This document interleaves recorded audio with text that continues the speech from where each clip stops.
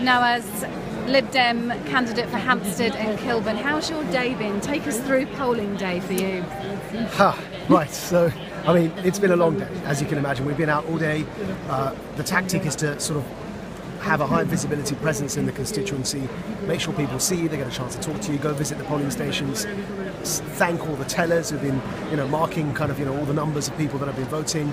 And it's now, 3 a.m. or something, and my eyes are kind of getting red and blurry right about now. I think I'm going to be sleeping for a long time tomorrow. Well, it's 3:30, so Yeah. good news. It is half an hour later than Yes. you thought it was, nearly there. Most people are saying this constituency is just a 50-50 split. It'll either be Conservative or it'll be Labour. It was a three-way marginal, of course, in the last election. What would you say to people who are saying, count out the Lib Dems now, it's all about either Conservative or Labour? Well, see, now with all the votes in, I'm getting the sense, looking at the trends across the country, that actually it looks like in Hampstead and Kilburn, people are voting tactically.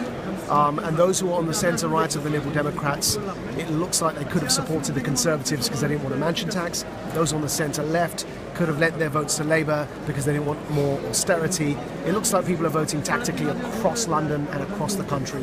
We're just getting rumours in that Simon Hughes, the Lib Dem in London, deputy leader, may have lost his seat. It's not confirmed yet.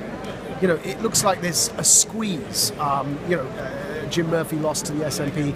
So people are looking for certainty. In Scotland, that certainty resides for them in the SNP. In certain other seats, it resides in England for the Conservative Party. In others, it's for Labour.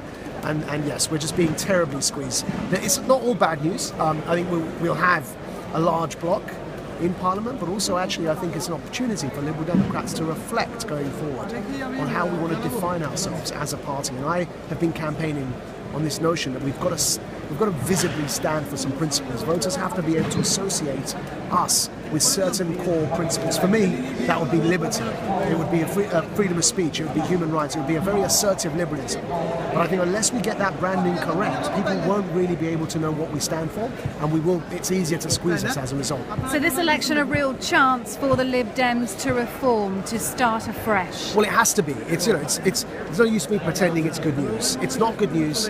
It doesn't look like it's going to be good news tomorrow morning for us. And so when you every good politician, when faced with a crisis, needs to be thinking about what the opportunity is. And I think the opportunity here is in looking for how we rise from this stronger. And I think there's an opportunity here for us to start thinking about the branding, where we position ourselves. And I'd argue for a strong, assertive, liberal brand that is identified. My campaign slogan, Stand Up for Liberty.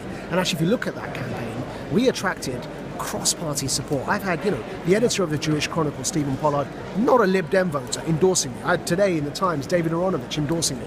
I've had socialist activists like Peter Tatchell on the one end, and the editor of the Catholic Herald on the other, Ed West, all of them endorsing me in the media. And then you've got Catholic Herald, and then you've got Richard Dawkins, who's a neo-atheist, endorsing me.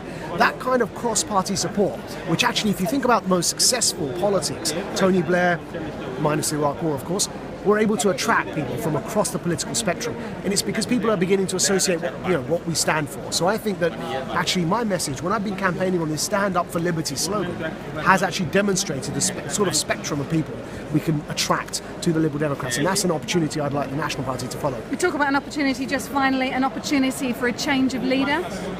Well, it's of course, it's a possibility. If we end up with 10 seats, I think somebody will say something. I don't know what's going to happen. And again, Nick Clegg, if he's in another coalition, or if he tries to go for another coalition, again, it could play out either way, because I'm not sure that I don't know what the rank and file of the Liberal Democrats as a party would vote for that, because we've been so hammered. It could be time to go back and just recover and regroup. And so it could be a period of opposition. But let's see. I mean, definitely, somebody is going to most likely going to say something, and I don't want to be predicting either way. Thank you. Thank you very much. Delighted. Good luck. Yeah.